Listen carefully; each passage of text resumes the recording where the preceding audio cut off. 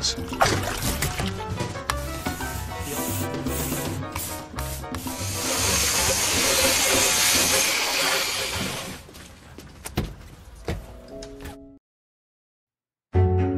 Hai, selamat datang kembali. Terima kasih sudah mampir. Guys, kali ini kita akan membahas sebuah film yang berjudul Safe yang dirilis pada tahun 2016. Jadi gimana cerita dari film ini? Tanpa basa-basi, langsung aja kita mulai.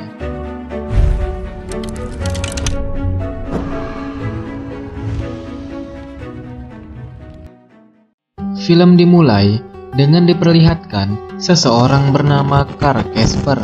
Dia adalah seorang chef terkenal yang sudah lama bekerja di sebuah restoran terbesar di negaranya selama lebih dari 10 tahun.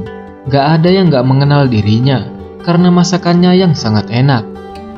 Pencapaiannya ini ia dapatkan karena seluruh hidupnya ia habiskan di dapur bersama dua orang asistennya yang sangat setia, yaitu Martin dan juga Tony. Namun sayangnya, karena terlalu sibuk di dapur, dia pun kehilangan hal penting lain di hidupnya, yaitu keluarga. Bahkan akibatnya, kini ia telah bercerai dengan istrinya dan tidak mengenal anaknya sendiri dengan baik. Suatu hari, Casper yang sedang di dapur diberitahu bahwa malam itu akan ada seorang kritikus makanan yang juga seorang selegram, di mana dia akan datang ke restoran tersebut untuk mengkritik masakan di restoran itu. Casper pun menyiapkan menu barunya yang super enak. Tapi di tengah persiapan, tiba-tiba owner restoran yang bernama Riva datang ke dapur, lalu memintakan untuk masak menu standar mereka, karena owner restoran itu menganggap bahwa itulah menu yang terkenal di restorannya. Casper tidak setuju, karena menu itu sudah ada sejak 10 tahun lebih, dan si kritikus makanan itu juga sudah pernah mencoba sebelumnya. Akhirnya perdebatan terjadi di antara mereka, dan karena Riva adalah ownernya, keputusan pun ada di dirinya. Malam itu, Casper harus tetap memasak menu makanan standar di restoran itu. Kemudian pada malam hari, Casper sudah gak sabar membaca hasil tulisan Ramsay. Bahkan, ia memanggil orang-orang di sekitarnya untuk ikut membaca. Tapi tidak disangkanya, tidak ada satu pujian pun yang diberikan kepadanya. Semua ulasan untuk Casper hanya berisi cacian. Tentu saja, hal ini membuat Casper sangat overthinking. Kemudian, Casper akhirnya memutuskan untuk tidak pulang ke rumah. Ia menghabiskan waktunya semalaman untuk membuat masakan baru seenak mungkin, agar Ramsay tahu bahwa ia memang koki terbaik di negara itu. Tanpa Casper sadari, ternyata hari sudah mulai pagi. Martin dan Tony yang baru saja datang ke dapur pun langsung mencicipi menu baru buatan Casper. Seketika mereka sangat kaget, karena makanan itu adalah makanan paling enak yang pernah mereka makan selama hidup ini. Tapi bersamaan dengan itu, mereka juga memberitahu kalau cacian Ramsay tentang dirinya jadi trending topik di Twitter. Casper yang mendengarnya hanya cuek saja karena dia nggak punya Twitter. Dan hari pun menjelang malam kembali. Casper yang baru saja pulang kerja lalu meminta pada Percy anaknya untuk dibuatkan akun Twitter dan diajari cara-cara untuk memakainya. Sialnya, baru saja buka Twitter, isinya penuh dengan retweet tentang masakannya dari artikel yang dibuat Ramsay. Banyak sekali yang memaki-maki dirinya, padahal sebenarnya mereka juga belum pernah mencicipi makanan buatan Casper.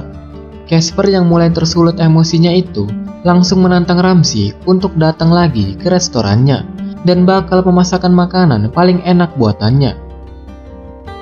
Hari pun berganti.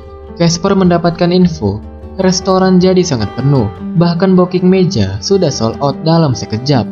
Karena tantangan Casper kini menjadi trending pertama di Twitter. Malam itu pun menjadi malam paling ramai selama restoran itu berdiri. Dan di dalam, Casper tampak sudah menyiapkan menu masakan terenaknya. Tapi tiba-tiba di tengah persiapannya, Riva kembali mendatanginya dan memintanya untuk memasak menu yang sama seperti kemarin. Tentu saja Casper nggak terima, karena ini adalah tantangan buatannya. Dan semua orang datang ke restoran itu karena menantikan masakan baru buatannya. Tapi Riva tetap pada pendiriannya, hingga perdebatan pun terjadi dan tidak dapat dihindari lagi. Well, why don't you cook the menu without a chef, right?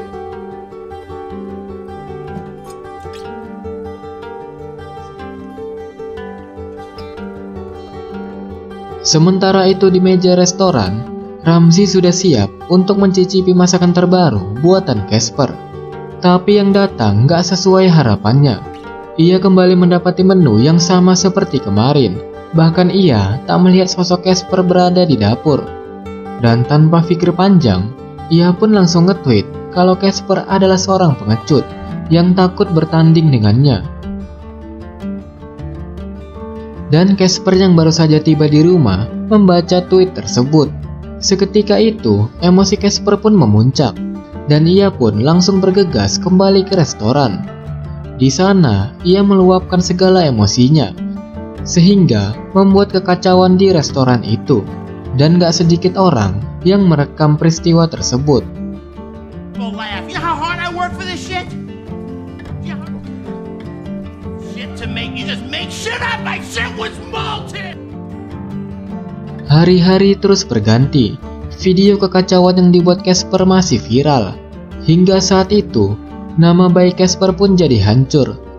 Gak ada satupun restoran yang mau menerima Casper. Sehingga bisa dikatakan, dia sekarang adalah seorang pengangguran yang hanya mengandalkan kartu prakerja saja. Sebenarnya, ada agen yang menawarinya bekerja di acara TV El Kitchen, karena mereka membutuhkan juri koki yang suka marah-marah. Tapi Casper menolak tawaran itu. Casper juga ditawari pekerjaan oleh mantan istrinya yang bernama Ines untuk membuka usaha sendiri dengan food truck. Bahkan, Ines bersedia memberi modal, tapi Casper nggak mau. Dia hanya mau bekerja di restoran, tidak mau di tempat lain. Suatu hari, Casper yang nganggur diminta oleh Ines yang ada kerjaan untuk jagain anaknya selama di Miami. Sejak pertama menikah, ini adalah pertama kalinya Casper berlibur bersama keluarganya.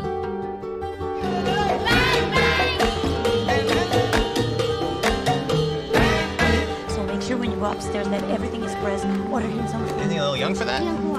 He's not gonna be for forever. He wants. Casper lalu menemui teman lamanya di Miami yang bernama Marvin untuk diajak bicara. Ia merasa kebahagiaannya dalam keluarganya itu membuat ia berpikir mengapa dia kemarin tidak menerima tawaran Ines untuk berbisnis dengan food truck. Dan setelah melakukan berbagai pertimbangan, ia pun siap membuka bisnisnya dengan food truck. Beberapa hari kemudian, datanglah truk yang ia pesan. Kondisinya pun terlihat sangat parah. Ia kemudian membereskannya bersama Percy, dan ini menjadi momen terbaik selama ia menjadi seorang ayah.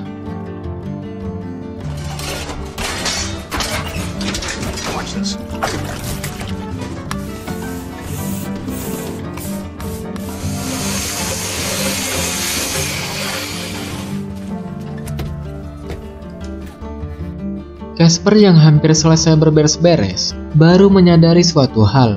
Ia tidak bisa memasak sendirian. Dan tiba-tiba datanglah Martin, mantan asistennya di dapur dulu yang sangat setia.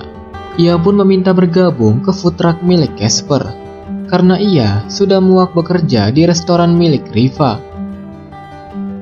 Pada akhirnya, mereka pun sudah siap untuk berjualan. Pelanggan pertama mereka adalah tukang-tukang di sekitar tempat. Percy yang pertama kali menemani ayahnya memasak dan bekerja itu pun mendapat banyak pelajaran. Seperti bagaimana ia harus fokus dan total dalam melakukan sesuatu, memahami keinginan para klien dan lain-lain. Waktu terus berlalu, dan food truck milik Casper terus berkeliling untuk mencari pelanggan setiap harinya. Selama di perjalanan, Percy membantu mempromosikan food truck ayahnya ini, yaitu melalui Twitter, Instagram, dan juga Facebook, yang ternyata kembali menjadi trending topik. Sehingga setiap mereka singgah dan berhenti di kota yang berbeda, saat baru saja sampai, food truck mereka selalu ramai. Bahkan orang-orang rela antri lama untuk mencoba makanannya. Hari pun berganti. Percy meminta izin ke ayahnya untuk membuat 1 second every day, yaitu video 1 detik setiap harinya yang kemudian akan diedit dan dijadikan satu sebagai sebuah kenangan. Casper pun mengiyakannya dan melanjutkan perjalanannya. Dan gak terasa, mereka sudah hampir sampai rumah, dan libur sekolah akan segera usai. Mereka akan berpisah dan kembali ke kehidupan masing-masing, karena Casper telah bercerai dengan istrinya. Seketika itu, air mata Percy menetes. Ia tidak mau berpisah dengan ayahnya. Ia sangat memohon pada ayahnya agar bisa selalu bersama, meskipun hanya weekend. Tapi ayahnya bersikeras kalau mereka harus berpisah. Kemudian, Casper akhirnya sampai di rumahnya sendiri. Tiba-tiba, ia merasa sangat kesepian. Dan gak lama berselang, Percy mengirimkan hasil video 1 second every day yang dibuatnya. Casper pun langsung membukanya. Dan ia gak bisa menahan rasa sayangnya pada anak satu-satunya itu. Dan tanpa pikir panjang, ia pun langsung menelpon Percy dan mengajaknya untuk jualan bersamanya setiap weekend. Hari-hari pun terus berganti. Terlihat Casper yang semakin sukses dengan bisnis food truck-nya. Bahkan kini, Ines juga ikut bekerja di sana untuk membantu Casper. Hingga tiba-tiba, Ramsey datang ke food truck itu. Karena Casper sempat berburuk sangka pada Ramsey. Namun ternyata tujuan Ramsey ke sana adalah untuk meminta maaf. Semua yang dulu ia lakukan hanyalah tuntutan pekerjaan. Karena dengan hal yang ia lakukan saat itu, maka bisnis sosial medianya akan viral dan semakin sukses. Ia tidak bermaksud menghina Casper, dan sebenarnya ia hanya menganggap semua itu bercandaan dan seru-seruan saling retweet. Dia tidak menyangka Casper akan semarah itu. Kini Ramsey telah menjual semua sosmed dan website kuliner untuk membuka restoran baru. Sebagai permintaan maaf dan rasa hormatnya kepada Casper, yaitu koki terbaik di negara itu, ia meminta Casper untuk menjadi koki utama di restorannya, dan Casper bebas memasak apapun yang dia mau. Dan tanpa pikir panjang, Casper pun menerima tawaran itu. Hari-hari pun Casper jalani dengan sangat indah, dan yang membuatnya lebih indah lagi adalah ketika ia kembali menikah dengan Ines dan hidup bahagia bersama keluarganya. Dan film pun berakhir. Nah, jadi itu dia guys, cerita dari film ini. Kalau kalian suka, jangan lupa subscribe. Dan ya, jika ada salah-salah kata, mohon dimaafkan dan sampai jumpa lagi.